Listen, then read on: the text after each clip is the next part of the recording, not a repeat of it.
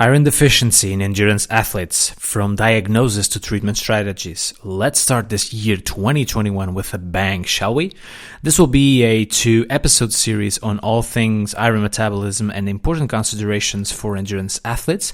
And in this first episode, I'm delighted to be joined by Rachel McCormick and Peter Peeling, both from the Western Australian Institute of Sport, to talk about iron deficiency, starting by defining the basics on iron metabolism, prevalence of deficiency, implications for athletes, and we'll go through heme and non-heme iron with some interesting considerations around absorption inhibitors and promoters, focusing a lot of attention in talking about the role of hepcidin in iron regulation.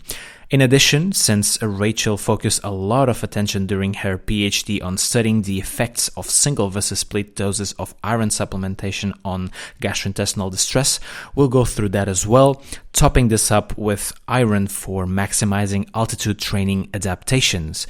So if any of these topics sound interesting to you, stay with us for this episode 40, Iron Deficiency in Endurance Athletes, from Diagnosis to Treatment Strategies.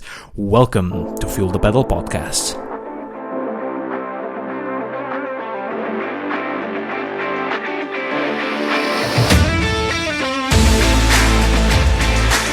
Hello and welcome back to another episode of Fuel the Pedal podcast, the first of 2021. For those of you listening to this in the first few days of January, Happy New Year everyone. But if you are listening to this far into the future, then you already know much more than I do about what this new year is bringing to us. Whatever the case, thank you for tuning into this podcast. My name is still Gabriel Martins, and hopefully I'll remain the one and only host of this podcast. This time I'm not broadcasting from Madrid as usual, but from the lovely region of Catalonia, province of Girona, land of cyclists, and a place I am fortunately connected to at a personal level, with the perk of outstanding food, nice weather, epic climbs, and some remarkable landscapes. Needless to say that my bike always comes with me. So no better context for today's conversation with Rachel McCormick and Peter Peeling from the Western Australian Institute of Sport. And both Rachel's and Peter's research interests are centered on the relationship between iron metabolism and endurance exercise, with the goal of translating their interaction into practical strategies of iron supplementations for athletes. I think it's fair to say that their research group is perhaps one of the groups which has given a more substantial contribution for the knowledge we have today about iron metabolism in athletes, and today we'll do our best to present the results of their research and apply it to cycling, triathlon, and other endurance sports. Remember that this is a 2-episode series, and today we'll go from some basic concepts regarding iron metabolism and how to treat and prevent iron deficiency, whether it is through dietary manipulations or supplemental forms. And on the next episode, we'll focus on iron metabolism interactions with modern dietary patterns. And I must say that I absolutely loved recording both these interviews, and I hope they're useful to you, whether you are a dietitian, nutritionist colleague, a coach, an academic, or an endurance athlete struggling with iron deficiency and looking to know more about this topic. So sit tight, or keep driving or running, or whatever it is your favorite setting to listen to Fuel the Pedal podcast, and enjoy this episode 40, Iron Deficiency in Endurance Athletes, from Diagnosis to Treatment Strategies, with Rachel McCormick and Peter Peeling, up next on Fuel the Pedal podcast.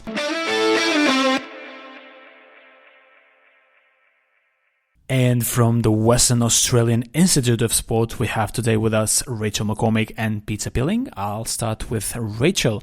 Hi Rachel, it's great to have you here with us. How are you doing today? I'm doing great. It's great to be with you today. It's my first ever podcast, and I'm really looking forward to sharing some of my research. Well, I'm glad this is your first podcast experience. Let's hope this is one to remember for you, and let's make the best out of it. And joining you is Peter Peeling. Welcome to Fuel the Pedal, Pete. Hi, Gabriel. Thanks for having me. Great to be here. Pete, Rachel, I'm delighted to have you both here, and let it be known that on this day, both Rachel and Peter are going to be talking later on this year's IZANC on the same topic. And for those of you who may not be familiar with it, the IZANC stands for International Sport and Exercise Nutrition Conference, usually held in Newcastle, but this year, due to COVID restrictions, was an online event and undeniably one of the best events in sports nutrition and one I'm always looking forward to. So let's hope this is not too many irons in the fire for you, but rather a warm-up for what is yet to come. And this is pretty much it for my set of iron-related jokes. Anyway, allow me to thank you both for accepting my invitation to talk about this topic in such extreme conditions. And this is a topic that listeners have been asking from the beginning of Fuel the Pedal, and understandably. After all, most of us know or have at least some basic notions about the importance of having adequate stores of iron and what happens to our exercise performance when we are iron deficient. But hopefully today we are going to try and go beyond the known consequences for physical performance and see what other functions could be affected by iron deficiency and what strategies do we have today to correct these same deficiencies. But as always, I'm already talking too much and it's time for our guests to present themselves, and I would start with ladies first. Rachel, could you tell us a little bit about yourself, the work you've been doing, and what makes you tick? Yeah, absolutely. So I'm a recent PhD graduate from the Western Australian Institute of Sport. I'm inherently interested particularly in endurance sports, and I myself have suffered iron deficiency in the past, so that was a real motivator for what drove me into sort of this research. At the moment, I'm working in a physiology role still here at the Western Australian Institute of Sport. Yeah, it's always good when the topic we are researching is related to something we have experienced at some moment in our lives, and it can surely work as a motivator. And in your case, it has surely reflected on the quality of work you have produced, Rachel.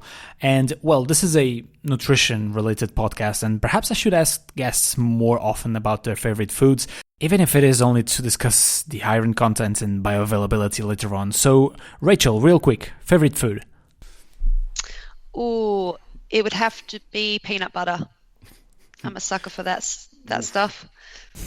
Okay, good choice. We'll talk about the iron content and bioavailability later, but yeah, not sure that's the best source, but okay. Your turn, Pete, and I'm guessing by now you're still debating in your head what's your favorite food, but until you're absolutely sure, could you please tell us a bit about who exactly is Peter Peeling, your trajectory so far, and any other relevant details about you? Yeah, absolutely. My name's Pete Peeling. I am a banana lover, just to put it out there early. Maybe that's the surest thing that I could tell you today, is that I love bananas. That's my favourite food. I work at the University of Western Australia. I work in the School of Human Sciences, where I teach and research. And I've been researching, I guess, iron deficiency in athlete populations since about 2005, so we're headed towards 15 years or so now in this field. And I also work at the WA Institute of Sport, so that's where Rachel is, and we have a research centre there that houses a number of students that attempt to do their work on coach-driven questions to try and provide some answers back to real-world situations with questions coming from the trenches. So we have about 10 PhD students involved in our research centre at the Institute. One of those was Rachel, who's just completed her PhD in this area, so relevant to strategies of iron deficiency or attempting to treat iron deficiency in athlete populations. Well, not the best sources of iron from neither of you, but I like what you said there, Pete. Coach-driven research with questions coming from the trenches. That's what should always motivate sports nutrition-related research, and your work surely reflects that. And I'm super excited to finally being able to cover this topic in such detail, and with researchers like you who have been dedicating a lot of their time studying this particular topic with those same questions coming from the trenches. And much like with previous episodes, today's talk is based on a recent review published in Sports Medicine with Rachel herself as the first author, and also featuring Mark Sim, Brian Dawson, and Peter Peeling. So in summary, today we're going to be talking about the main functions of iron in the human body, different stages of iron deficiency, different variables for diagnosing iron deficiency, prevalence of iron deficiency, heme and non-heme iron bioavailability, absorption inhibitors, promoters. A central part of our discussion today is going to go around hepcidin and the optimal window for supplementation. We're also going to be talking about iron supplementation, gastrointestinal distress, and single versus split doses, and also iron and altitude training adaptations. And as usual, I'm talking way too much already. I'm about to give you the mic, Rachel. So over the next hour or so, since we're going to be talking almost exclusively about iron deficiency in athletes, therefore it's essential to provide the listeners with some basic concepts first. And perhaps a good starting point would be to talk a bit about the main functions of iron in the human body, on exercise metabolism, particularly endurance-based exercise, and with a particular focus on the different stages of iron deficiency, the main symptoms of iron deficiency, and how can it affect performance in endurance athletes. So, Rachel, would you do the honors? Yeah, of course. So iron is super important for several key functions in the body. So they're particularly important for athletes. So iron serves as a functional component for hemoglobin and myoglobin for oxygen transport, and is a critical component of the mitochondrial enzymes that are involved in energy metabolism. So already we can see that iron is incredibly important for athletes. It's also fairly under-recognized how important iron is to optimal cognitive function, but also athlete immune function, so keeping our athletes healthy. And iron deficiency is unsurprisingly associated with the classic symptoms of sort of lethargy and fatigue. And in athletes, these symptoms can often be masked by heavy training loads. So in this sense, iron deficiency is a bit of a silent epidemic amongst athletes. However, as the condition does progress in severity, the issue may reduce an athlete's work capacity, decrease their training and performance outcomes, and it can suppress their capacity to respond or adapt to training stress. So we really want to avoid cases of severe iron deficiency for these reasons. As you mentioned, there are 3 stages of iron deficiency. So the initial 2 stages of iron deficiency are collectively referred to as iron deficiency non-anemia. So this is characterized by inadequate iron stores, but the conservation of healthy iron transport and hemoglobin levels. It's not until the second stage of iron deficiency that iron supply to the erythroid marrow is reduced, but a major issue with untreated iron deficiency non-anemia in athletes is the progression into this third stage, the most severe state, which is known as iron deficiency anemia. So this indicates that their iron stores are depleted and their iron transport is also depleted and can no longer sustain the demand for hemoglobin synthesis. It's also at this stage that athletes are most vulnerable to performance and health decrements. Well, great way of starting this, Rachel. We could surely call it a silent epidemic in a sense that it may be masked by heavy training loads. So, for example, an athlete may have iron deficiency, but if this overlaps with a period of high training load, the athlete or the coach may not attribute it to iron deficiency because the symptoms may be similar to those of overtraining. So I'm glad we're finally addressing this issue. So, as you've mentioned, iron deficiency has different stages, and depending on those, it could reduce work capacity, decrease training and performance outcomes, and it can suppress their capacity to adapt to training stress. And of course, its underrated role on cognitive and immune function, which can get worse with the progression to stage 2 and stage 3 of iron deficiency. So Pete, now I would turn to you. Another aspect that might be important to discuss here is how should iron deficiency be diagnosed and what aspects should we consider when doing a blood screening. And I really wanted to get into a lot of detail here so we can discuss what would be the minimum variables to consider versus the desirable ones, because these may be different. So also things like standardization of blood samples to know if athletes should, for example, exercise the days before, what type of exercise could compromise the results, and which health professionals should be responsible for such a diagnosis. Pete? Yeah, look, so this is a combination of work from not just us, but obviously a lot of people that have looked into this area. And probably the thing to say up front is that there's a lot of conjecture around this particular part of the topic that we're speaking of, such that we have a minimum screening standard that we use, but some of the blood variables that we actually look at in our screening are acute phase reactants that actually change in response to exercise. So what that means is that there are a number of confounding variables to kind of think about when we're going to screen athletes for an iron test. But the irony of that is we give an athlete a blood test and we send them off to get their iron checked, and they may do that before training, they may do that after training. They kind of just squeeze it in whenever it fits with their schedule, which makes sense because that's how we do lots of things in our life. But specific to checking an athlete's iron stores, we've got to be really careful as to standardizing the blood collection protocol because of the fact that these variables that we look at to determine someone's iron levels change relative to the environment that we've produced prior to having the test, so exercising and so forth.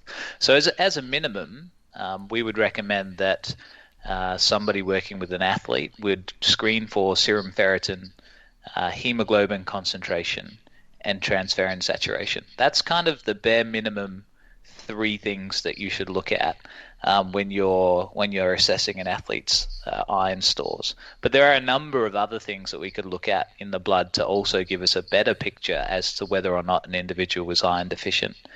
So some of those things might be soluble transferrin receptor, which is a cell receptor of iron. So it takes the iron from transferrin, and if we were iron deficient, we'd have an increase in soluble transferrin receptor. The problem with that is it's quite expensive to measure, so we tend not to write that on the blood form. It's not a standard test. So if we were to use our standard testing, we'd look for serum ferritin, hemoglobin, and transferrin saturation. The other desirables might be hemoglobin mass, because as we know, if we looked at an individual's iron levels and looked at their hemoglobin prior to a training intervention and after, we may get a plasma volume expansion, which might ultimately alter our hemoglobin concentration.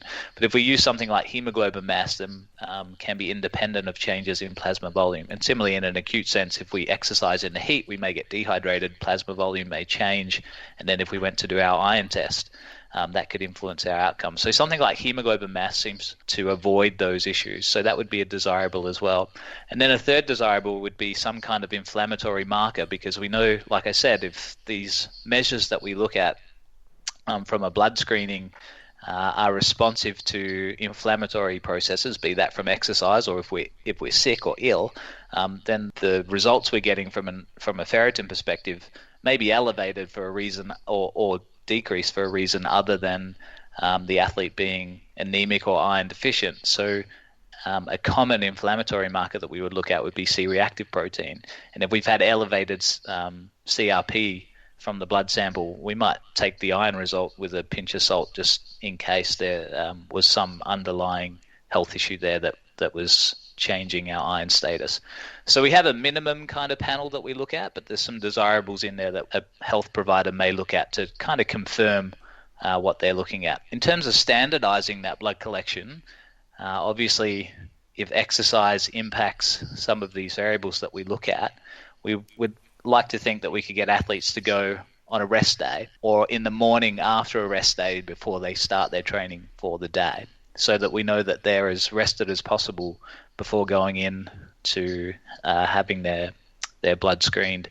And obviously with plasma volume changes, we'd like to ensure that they're as hydrated as possible as well. So going in on a rest day or on the day after a rest day before exercising might ensure that the individual has recovered from any training that they've done in the days prior to going to have their blood screened, and their hydration status is being looked after. In terms of exercise, on the day before, or certainly not on the day of, but in the days before going in to get your blood screened, it'd be best to keep that exercise low to moderate in intensity, about 24 hours before going to get your blood screened, just to ensure that there's no inflammatory responses that haven't subsided the next day after that exercise that are going to impact your blood test. And of course, if the athlete's sick or have signs of an infection, they shouldn't go and get their blood screened anyway, because we don't really want to get a sample that's been compromised by them being ill and then make some decisions on their iron status when it may just be reflecting the fact that there's an inflammatory process occurring in the body. And the athletes will, of course, try to squeeze this into their training schedule, which may be difficult to do so. And it can be really easy to pick a morning after a hard training session day, or the cyclist being dehydrated during a training camp with changes in plasma volume, or even some exercise-induced inflammation, which could all be confounding factors that we should be aware of. So for the minimum range of markers, we would have serum ferritin, hemoglobin concentration, and transferrin saturation. But since these are acute markers, which could be influenced by the conditions we've just mentioned, whenever possible, markers such as soluble transferrin receptor, hemoglobin mass, and C-reactive protein would be recommended.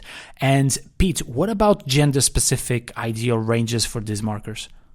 Yeah, this is where that kind of controversy exists as well. Not only the measures we're looking at, but whether there are gender-specific cutoffs that we might think about. So generally, the key thing that we look at is serum ferritin, and we tend to make calls on our serum ferritin if their levels are below 35 micrograms per liter. Some would suggest that females may sit slightly lower than that, and there's some suggestion in the literature that maybe the cutoff for females may be a little bit lower than males, on the basis that females generally have lower iron status than males do. But from an athlete population, and especially when we're talking in the range of, so some of the literature would say maybe females sit closer to the low 20s. When we're talking the difference between 20 and 35 micrograms per litre, it's not a large difference, and certainly I'd think that the ferritin cutoffs could be applied across genders. When you're looking at hemoglobin, though, we tend to see that males tend to have a higher hemoglobin than females. So some of the cutoffs in the literature there would say females at a cutoff of 120 grams per litre, whereas males would be more at a cutoff of around about 140, 150 grams per litre. So there is a bit of a range in that variable. And then if you to look at the third minimum standard variable that we looked at, which is transferrin saturation, that we tend to look at across genders similarly, which is about 16%. So if you're above 16% on transferrin saturation, that's probably looking okay. But below that, we'd start to be in the deeper stages of an iron deficiency. Mm-hmm. One of your questions was, is there a difference in provider? I certainly think it's a team approach, and if you can play it as a team approach to this, then you'll get a better outcome. But certainly the person making the request for the blood panel is generally going to be the sports physician. The person who's making recommendations on the nutritional aspect to trying to improve iron stores through food choices is certainly the nutritionist. And then the person who's trying to probably periodize exercise or have an influence on the amount of exercise that's being done in the period prior to getting your blood screen would be the physiologist. And then that group, collectively, the three of them would make decisions on outcomes based on exercise type and duration and training load, the iron status from the panel from the doctor, and the treatment strategy, whether that be food first or some other approach, would be a collective between the nutritionist and the doctor. So it's probably not as simple as who's in charge. It's a real team approach to addressing this. Yeah, thanks for clearing that up, Pete. With the increasingly strong presence of female cyclists, this info is very much appreciated for sure. So back at you, Rachel. Now that we know how to diagnose iron deficiency, we could perhaps talk a bit about how prevalent this deficiency really is in the different athletic populations. So for most of the listeners, perhaps the notion that iron deficiency affects mainly female athletes is more commonly accepted. It may come as a surprise to know how prevalent iron deficiency is in male athletes as well. So Rachel, what is the prevalence among endurance athletes in general? What factors do you believe that leads to iron deficiency in both gender, and what consequences can it have for male and female endurance athletes? Yeah, absolutely. I think given the importance of iron to athletes, it's always surprising to know how prevalent this issue is among the population. So while it's not exactly consistent throughout the research, it is reported to affect about 15 to 35% of female athletes, but also up to, say, 11% of male athletes. So I think that number is a little bit higher than a lot of people suspect. And while endurance runners are most common amongst the research, there are a few cohort studies looking at team sport athletes, which have also shown that the prevalence can be just as high, if not higher, with some research recording numbers as close to 50% of team sport athletes. So it's important we don't disregard this population.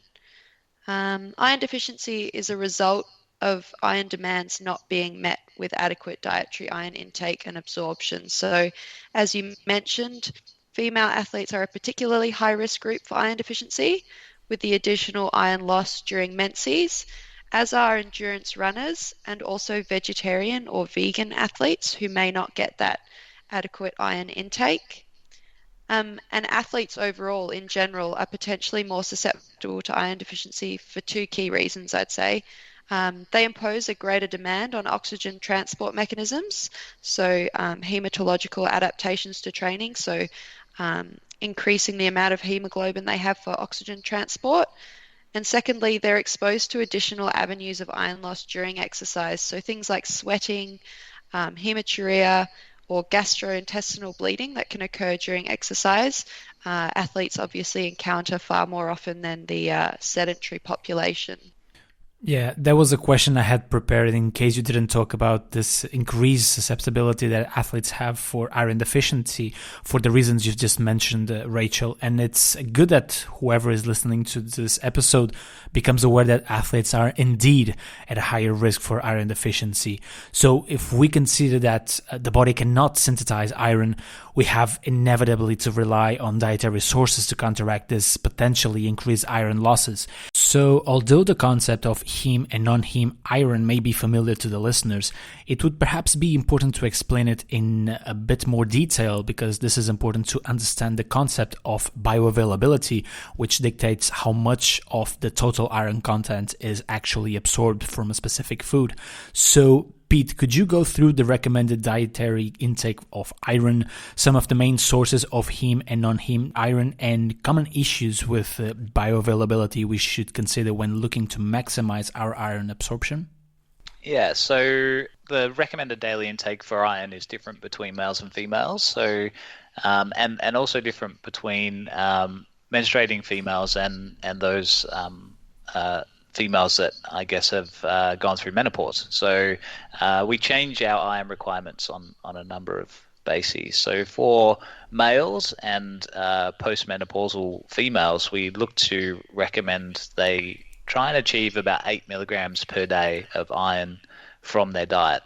When you think about menstruating females, though, we increase that number to 18 milligrams per day. And obviously the key way that we lose iron from the body is through blood loss. So menstrual blood loss is clearly one way that we lose significant amount of iron, and therefore have to consider that when making recommendations on female athletes replacing iron stores from iron losses.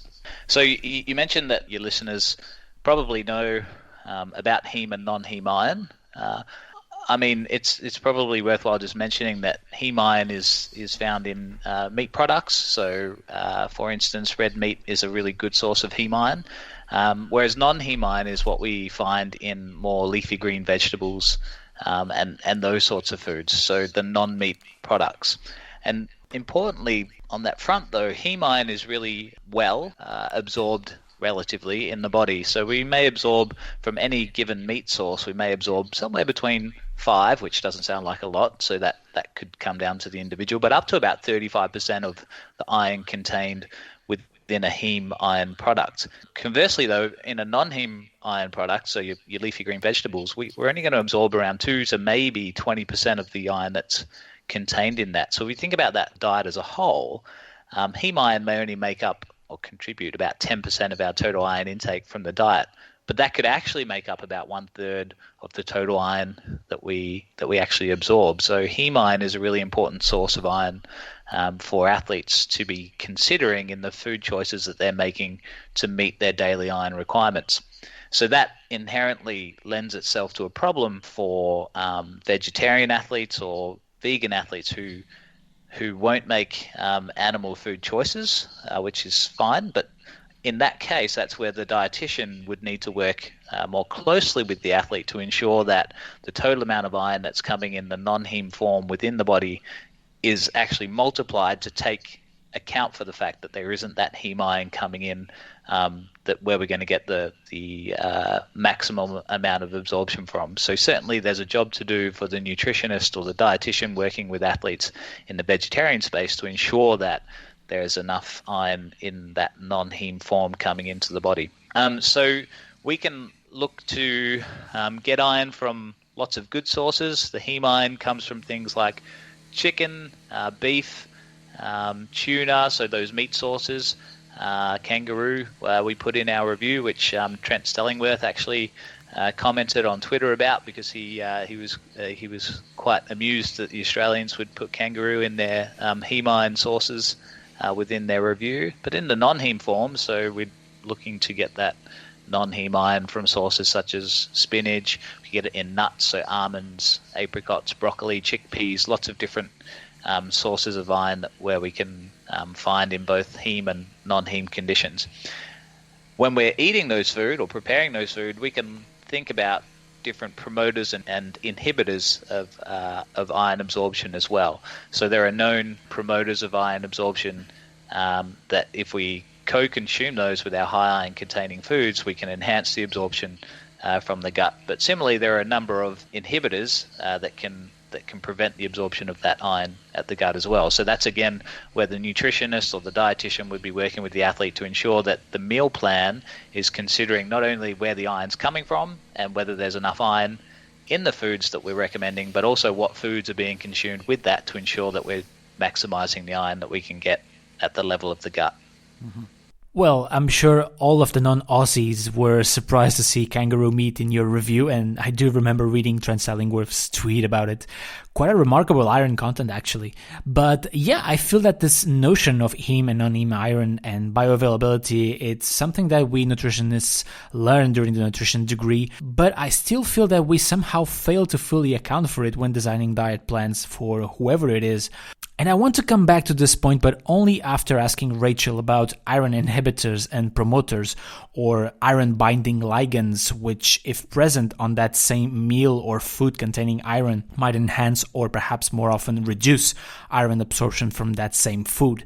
And a more commonly known example of this would be vitamin C as an enhancer or calcium as an inhibitor. But what I feel that's often missing here is the quantification and what percentage is promoted or inhibited and what forms of iron are influenced by these. Spinach might be an example of a food with a very low iron bioavailability, perhaps due to some inhibitors like oxalates present in spinach.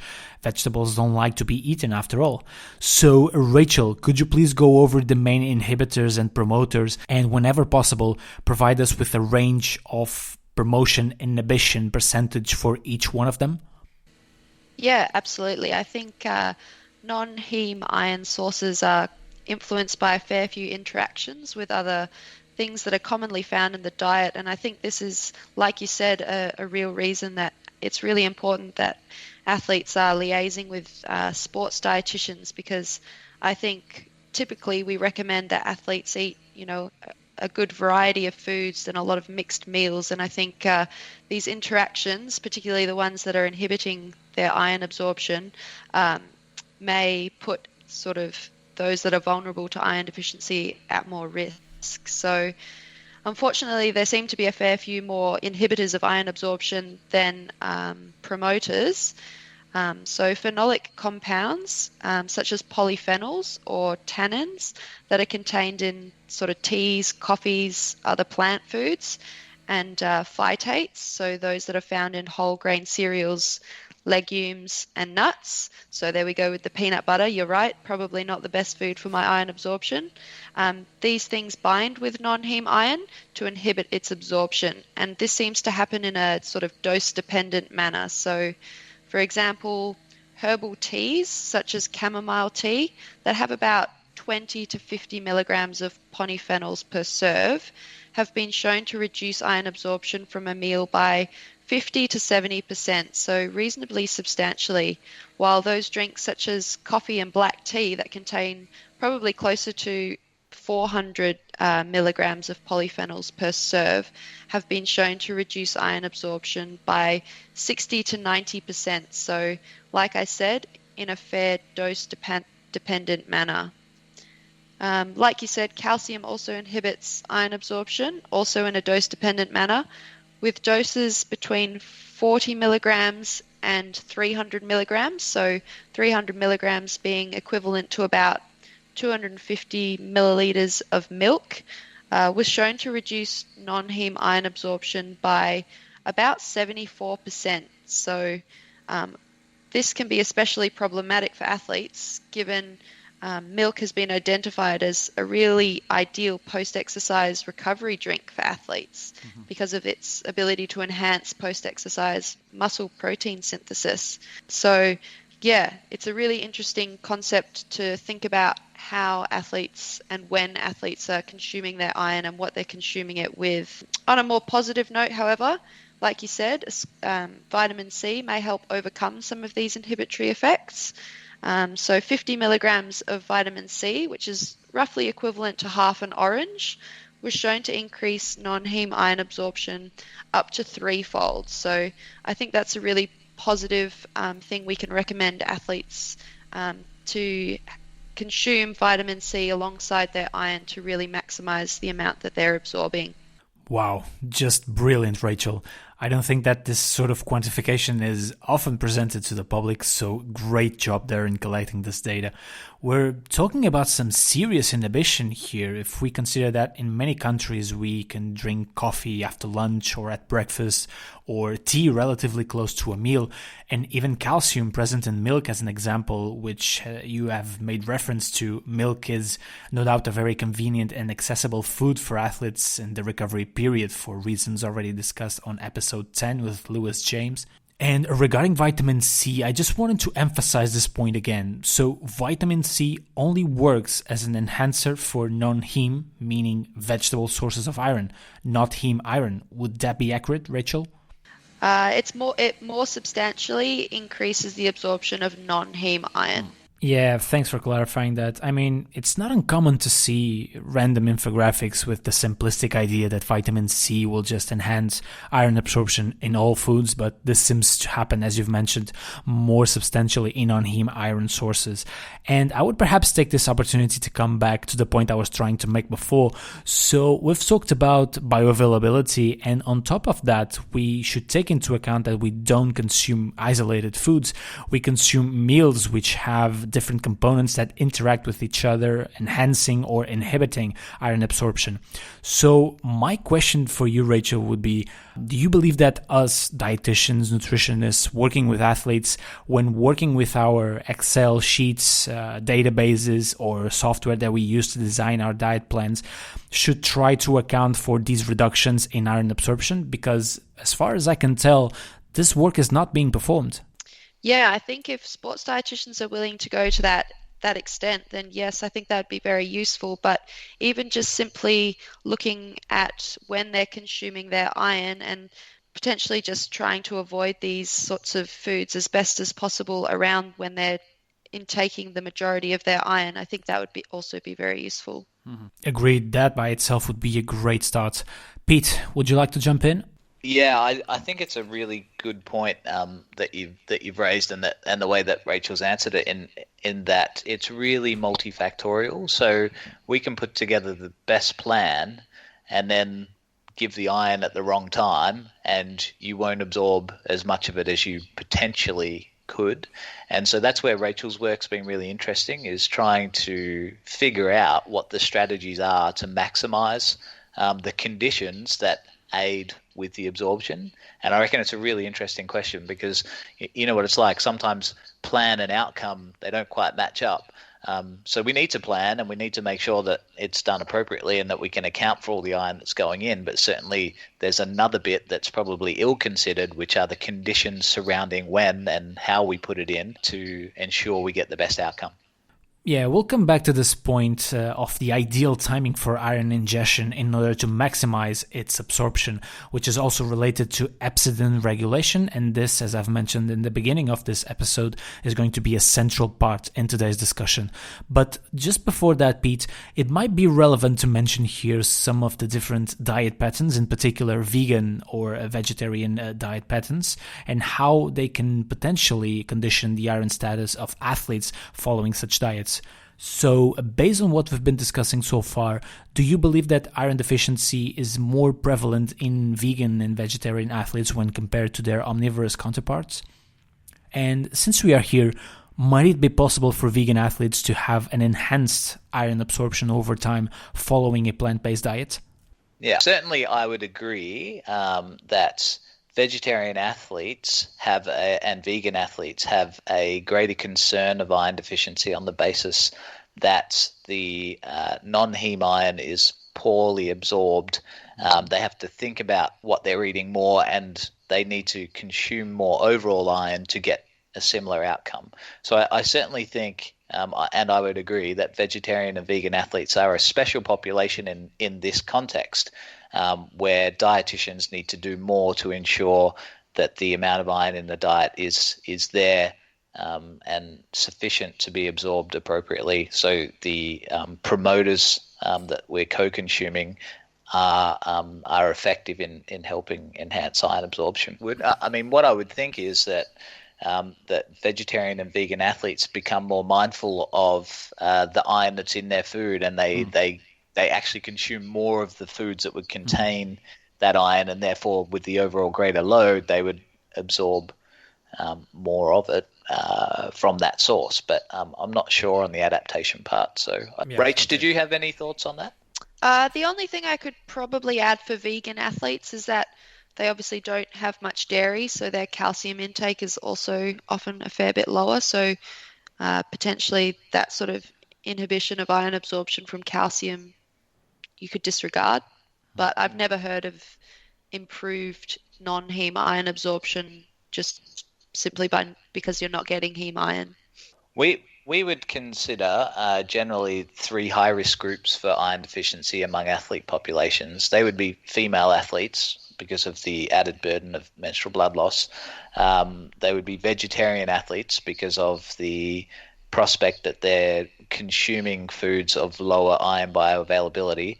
And then we would generally say those that are involved in longer distance, more endurance-based sports, on the basis that some of the hormone stuff that we'll talk about shortly seem to change state with longer duration activity, more to a magnitude of difference. So that they would be the 3 kind of core groups of focus that we would think about in the context of being at risk. Right. So if you have an athlete that presents a combination of all these factors, let's say a female endurance runner or cyclist who is also vegan, then this would constitute perhaps the highest risk situation in which we should be particularly vigilant when diagnosing and planning our diet, correct? That's right. And that's when you come back to your how often do you screen an individual. And if you've got someone ticking all those boxes, you might screen them more regularly than, say, your male team sport athlete who eats a steak every night. Yeah. Great. Okay, so we have provided some basic concepts regarding iron status, its importance in dietary bioavailability, and this is perhaps the right moment to bring into the mix the primary iron regulatory hormone, hepcidin, which appears to have an effect on both iron absorption and iron storage. In addition, it would seem that hepcidin concentrations are not constant throughout the day, and they might be influenced by exercise. So, Pete, it's 2 questions in a row for you. Rachel, I'll compensate you with 2 questions in a row for you after this one. So, Pete, would you mind telling us a bit more about hepcidin, how hepcidin is influenced by exercise, and how does it make it somehow more challenging for athletes to replenish their iron stores through diet alone? Yeah, look, that's a big question, and you could answer it probably for hours on end. So to probably try and give you a bit of a summary of that area. Hepcidin is a peptide hormone produced by the liver, and it was discovered in the year 2000, published in 2001. So we haven't known about hepcidin for that long. But what hepcidin does, it's as a homeostatic regulator of iron absorption at the gut level and iron metabolism within the body. So hepcidin acts to sit on our only known iron export channels in the body. So we have export channels in the gut, which allows iron to cross the gut. So from the food that we eat, the food would make its way down into the intestine, and then to absorb that iron across the gut, it would move through these ferroportin channels. What hepcidin does is, because free iron in the body is toxic, we need to store that iron, and that's why we store it as serum ferritin, to reduce the toxicity of that iron coming across the gut. We don't want too much of it in the system. So as much as we're talking about iron deficiency, you could go the other end of the spectrum and say, well, too much iron is actually a bad thing because it can be toxic, which is why when we're making recommendations on supplementation, more isn't better. We just want to be at a point where we have enough, but we don't need too much. So what hepcidin does is it regulates that. It doesn't want us to have too much iron. So when iron levels are high, we produce more hepcidin to block those ferroportin channels at the gut level to make sure that we don't absorb iron that's coming through the system from food at a point when we don't need any more. So what we tend to find is that in situations where we've got a lot of iron coming in, the body will start to produce, or the liver will start to produce some hepcidin so that it can kind of calm down the channels and stem the flow of iron that's coming through the gut. So we've got this regulation homeostatically through this peptide hormone that's sitting on ferroportin channels, kind of regulating how much iron can come through the gut. So the things that affect that is, if we've got really high iron stores, then we'll produce hepcidin because we don't need as much iron to be absorbed from the diet.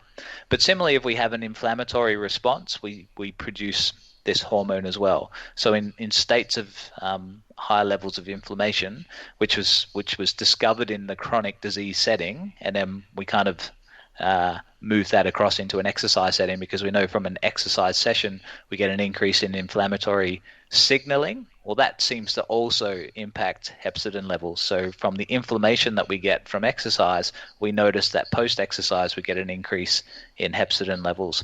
And then the third factor that affects hepcidin levels is the level of hypoxia, which is interesting in the context of altitude training.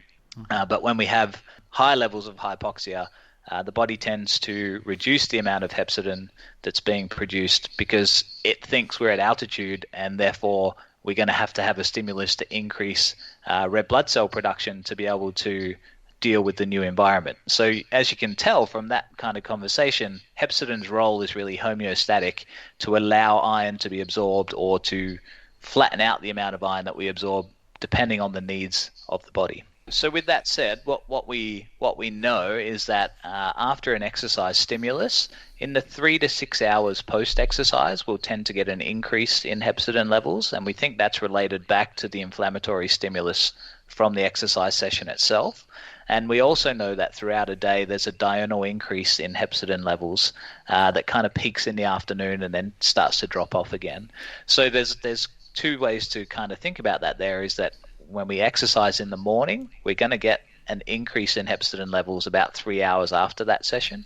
And when we exercise in the afternoon, we're going to get an increase in hepcidin levels approximately 3 hours after the session, but we also have a cumulative effect of that diurnal variation.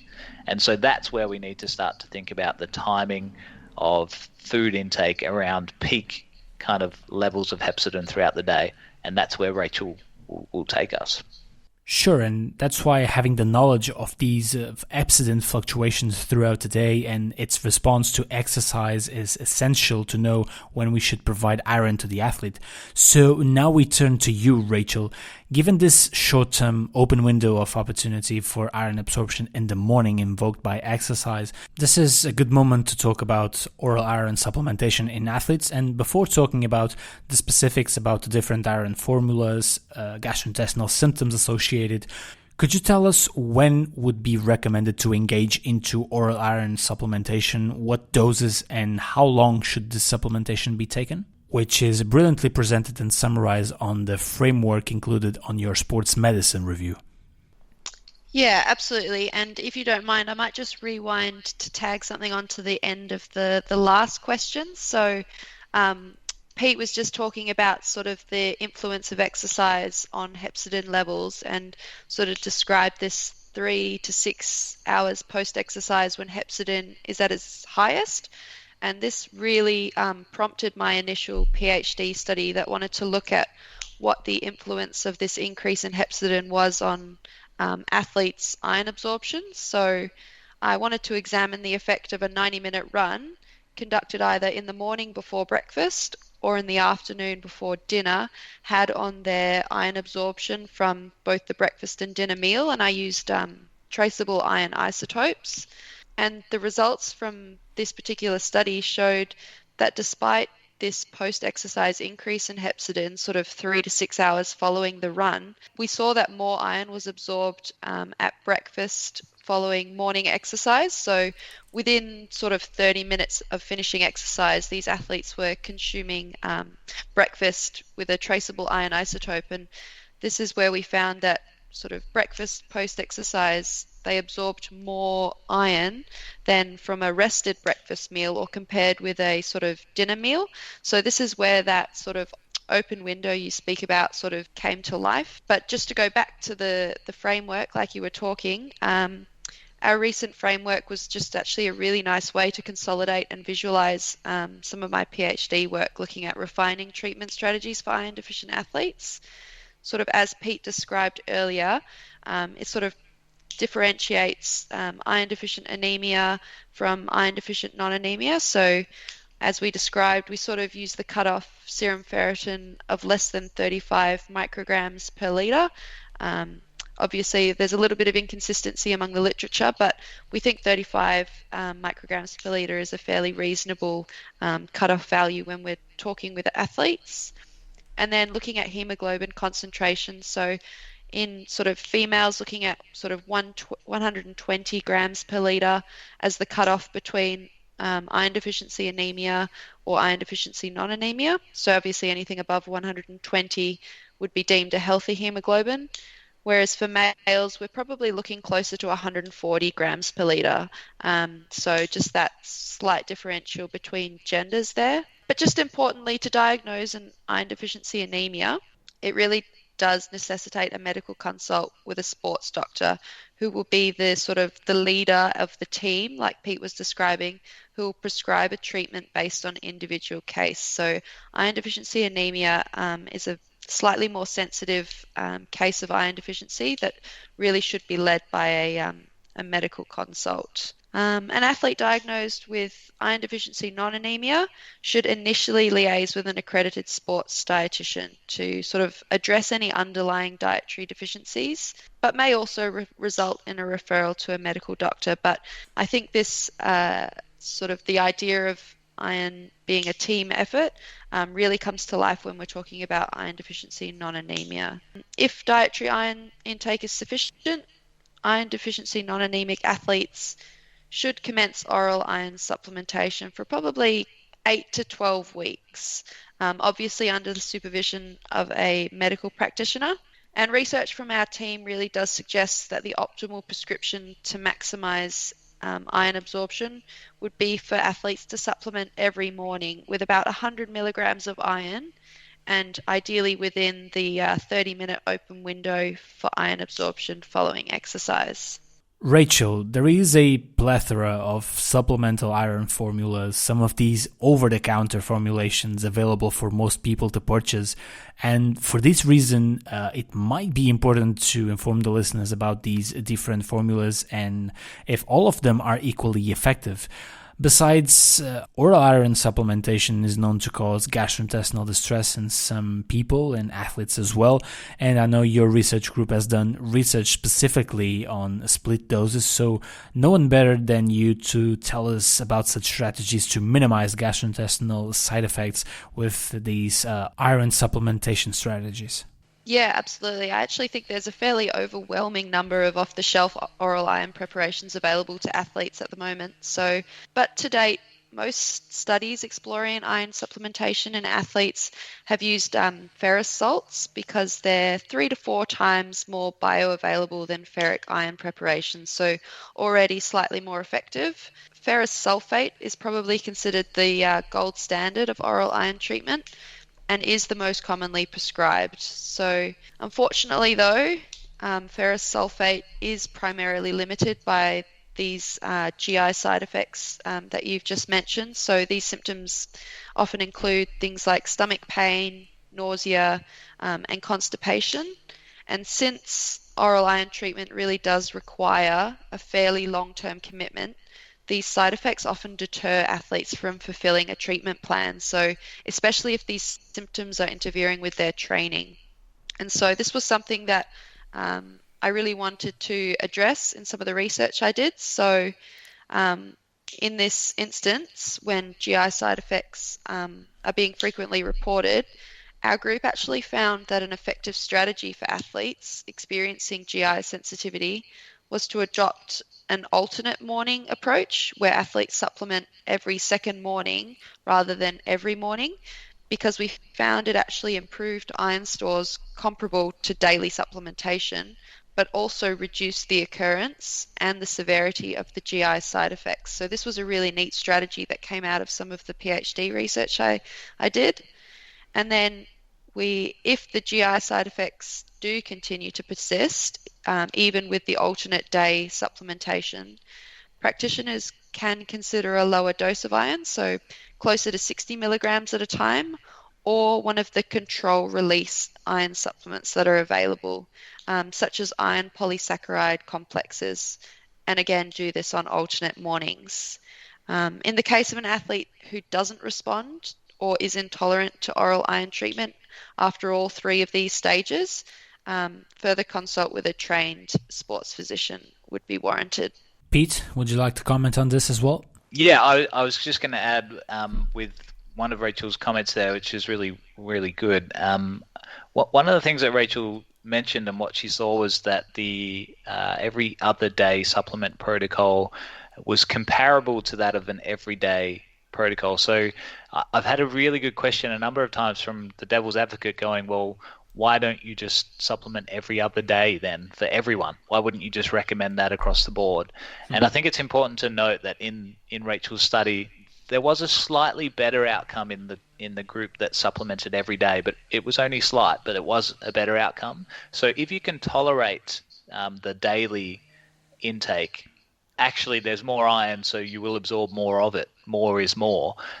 But from a comparable perspective with the reduction in the GI stress, the every other day was pretty similar. But in terms, just to answer the kind of devil advocate's question of why don't you just do it every other day then, it's really about maximizing outcomes. So if you can tolerate it, every day is good. If you're getting GI symptoms, every other day is almost as good, and you'll still get a good outcome at the end. Thanks for jumping in and clarifying that, Pete. I think that with both your points, that notion is much clearer now. But just to summarize it, we should first aim for 100 milligrams of oral iron daily in the morning. And if there are any gastrointestinal symptoms, then do it on alternate mornings. If the GI symptoms persist, only then we should go for the 60 milligrams on alternate mornings or the 100 milligrams of controlled release iron. And again, I would invite listeners to check this framework we've been talking over and over again, which you can check not only on the review itself, but on the show notes for this episode on fuelthepedal.com. And with this, we are getting closer and closer to the end, but there are still two topics I wanted to touch on before wrapping up. And one of them is the use of transdermal iron supplementation. This one is for you, Rachel. And the other one on a topic that still fascinates me, which is the role of iron in promoting altitude-induced training adaptations. And this one for you, Pete. So let's start with transdermal iron for Rachel. So apart from the intravenous treatment, which we won't cover in detail in this episode, you dedicate the last part of your review to talk about transdermal iron supplementation as an alternative strategy to replenish iron stores. Does this strategy show promise, Rachel? Yeah, early on in my PhD reading, I actually noticed transdermal iron supplementation had been identified as a potential strategy of iron treatment, which would be capable of delivering iron across the skin, but avoid these GI side effects that oral iron supplementation are associated with. So I instantly knew that this was going to be a really favorable prospect for iron deficient athletes. However, the primary challenge that we associate with successfully developing transdermal delivery of iron is the barrier property of the skin. And unfortunately, while there is a recent sort of abundance of designs for transdermal inventions to therapeutically deliver iron and sort of other nutrients, there's very limited empirical evidence to indicate they're effective. And unfortunately, in one of my PhD studies, which we looked at or compared a transdermal iron patch with sort of traditional oral iron supplements, we saw that the transdermal iron patch really did very, very little, if not nothing, to athlete iron stores. So I think, like myself, a lot of others got very excited about the prospect of an iron patch that could serve as an iron supplement.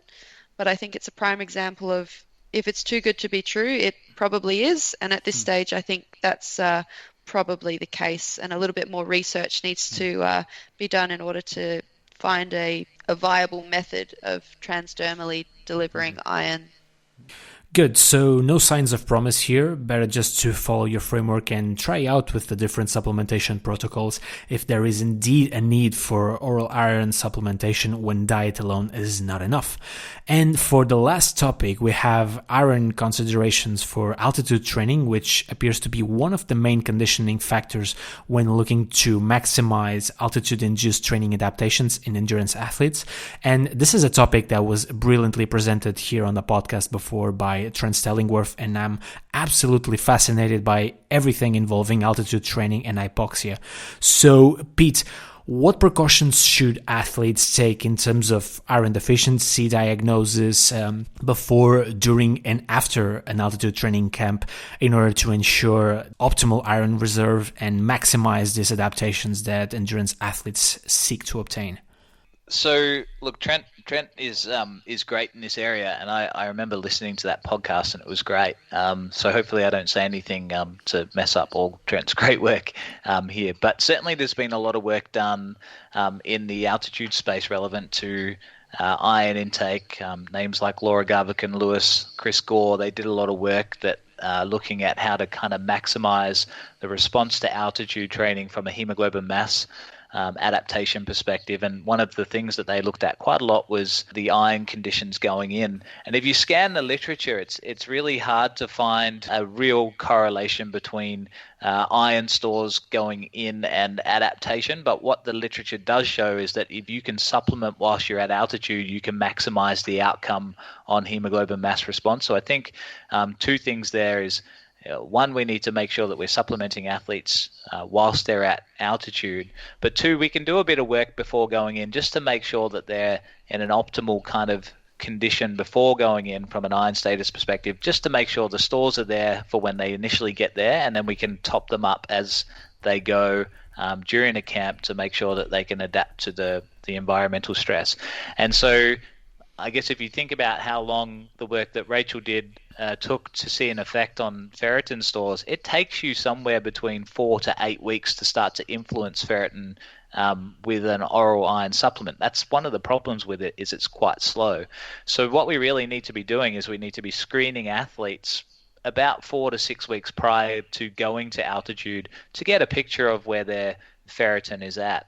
If their ferritin is what we would consider suboptimal, so going into the iron depleted type phases, so we've talked a little bit today about that less than 35 micrograms per litre level, then that athlete should consult a sports physician, their nutritionist, and work with their physiology expert and consider trying to correct that iron depletion before they go to altitude. And they've got, if you do screen prior to going and you screen at 4 to 6 weeks out, you've got a good 4 week to consume an oral iron supplement at about 100 milligrams a day to try and influence before you go. But certainly if you go into an altitude camp and you are consuming an iron supplement, we know that you're actually there's a drive for iron, so we're going to absorb more iron, because one of the things about altitude is we get an increase in a hormone known as erythroferrone, and erythroferrone tends to dampen down the hepcidin response, which means that if we're taking a supplement whilst we're at altitude, we're going to absorb more of that iron. So we've got a bit of a drive to absorb iron there.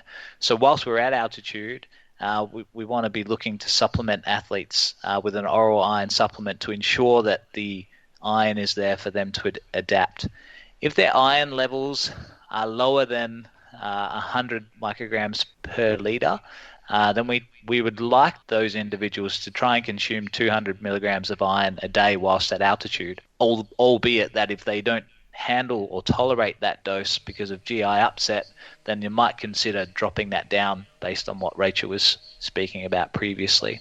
Mm-hmm. The other work that Laura and Chris and those guys put together was that if the ferritin levels are above 100, sitting between 100 and 130 micrograms per litre, maybe you don't need as much iron whilst you're at altitude because you've got really good stores anyway. But we do know that there's an increased drive to utilise that iron, so just topping that up with 100 milligrams would be quite good in that situation. And then if the athlete has ferritin stores that are beyond 130 micrograms per litre, you probably don't need to supplement them whilst they're at altitude because their storage pool is really good anyway. When the athlete comes back from altitude, it would be a really good idea to assess their hemoglobin mass. So you do that pre and post to see if they've adapted to the stress, but then also to just monitor them over the next few weeks to ensure that there's no significant decreases in iron stores when they come back, on the basis of not thinking about obviously consuming iron in the diet as much or providing a supplement for that adaptation, and to make sure that you stay on top of that athlete from that point. Yeah.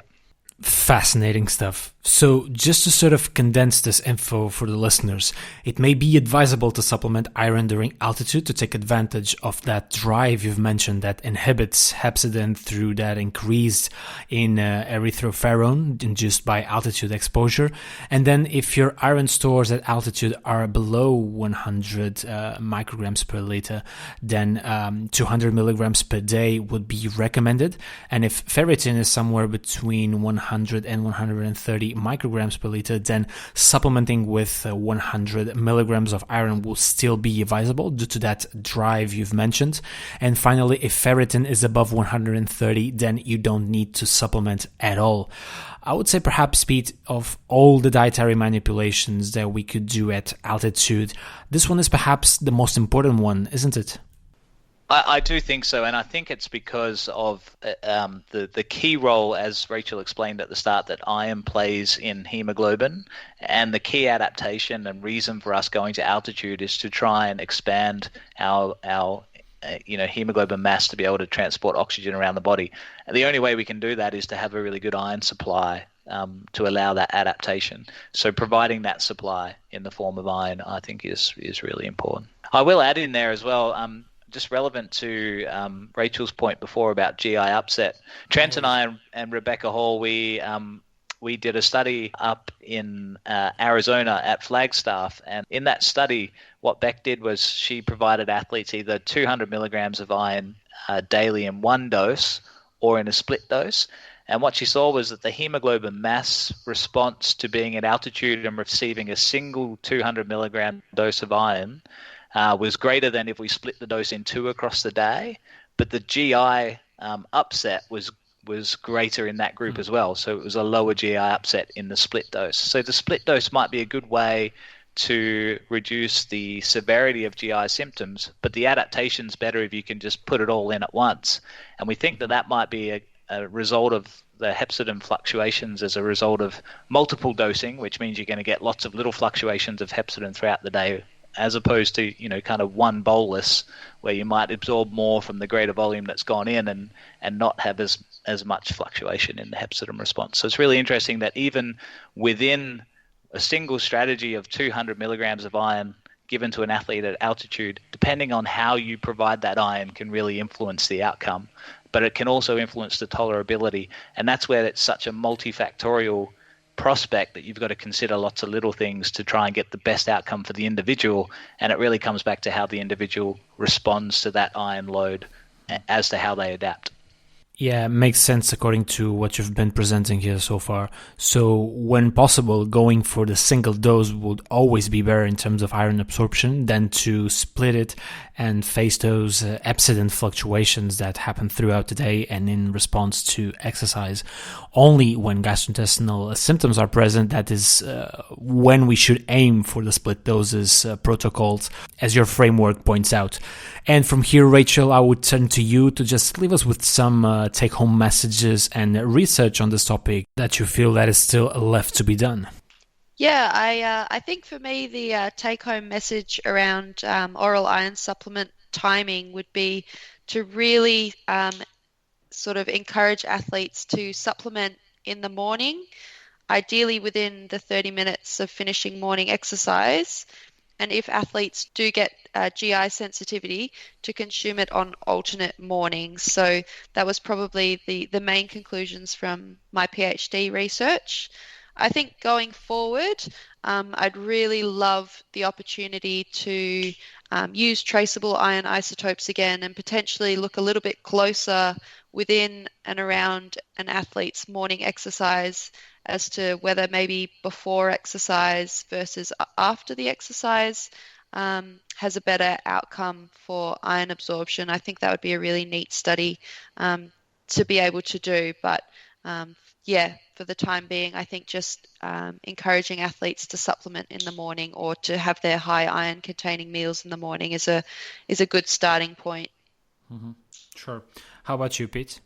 Look, for me, I think Rachel's spot on there. We really don't know the impact. We only know the impact of absorption kinetics, if you like, at a couple of time points, and there's so many points in the day where athletes can eat food that's high iron containing, and I think we still need to do a lot of work about optimizing when that is. The pre-exercise one is of real interest for me in the morning as well, and I think Rach is spot on there. But we also have noticed in a few different studies that we've done a number of other confounding variables to the hepcidin response, and I think that we are still at the beginnings of understanding how we can optimize our iron intake around hepcidin changes and some of the environmental factors that can influence that. So, the altitude story suppresses hepcidin levels, which could encourage you to absorb iron from your diet. So is there a way that you could create a hypoxic shock that might suddenly create a window for increased iron absorption? That would be really cool to look at. We've noticed some changes with temperature. So is there a difference in iron metabolism of athletes that are training in the heat versus those that train in cooler climates? There's lots of different ways we could take this, and still so much that we need to figure out. Mm-hmm. Looking forward to that research. Rachel, any contacts or social media you want to share with us? Yeah, absolutely. So both Pete and Alana recently got me onto Twitter. So, Twitter would probably be the best place to find me. I'm at McCormick_Rach. That's probably the only social media platform that I really use at this point. How about you, Pete? So Twitter's good. At Pete Peeling is my handle, and of course I'm sure we can share my email address because it's too long to say on anything you put out. But certainly, if anyone wants to flick me an email, I'm more than happy to chat. And as usual, I will include that information on the show notes of this episode on the website for those of you interested. And as for me, I can't thank you enough, guys, for your time during such extreme conditions today. It's odd because I'll be listening to you again later on during your talk in the Izang 20, but the listeners have already listened to it a couple of weeks ago before Christmas. But yeah, Rachel, I hope you have enjoyed your first podcast experience. Yeah, I absolutely have. Thank you so much for the invitation. It's my absolute pleasure, Rachel. I hope this really helps to give some more visibility to the great work you've been producing. And Pete, I hope you have enjoyed it too, and that you keep on listening to Feel the Pedal while walking your dog. Absolutely. It's one of my favorite things to do. Thanks for having me. It's been good. Some really long walks, I reckon. Rachel, Pete, thank you again, and look forward to chat soon. And it's done for today. I think we're off to a good start for this year 2021. Don't forget that this is the first of 2 episodes on all things iron, so don't forget to stay tuned for the next episode to have a complete overview of this topic. Thank you again for getting this far into this episode 40, and I hope to have you here with us soon for more episodes of Feel the Pedal. Take care, stay safe. This is Gabriel Martins, over and out.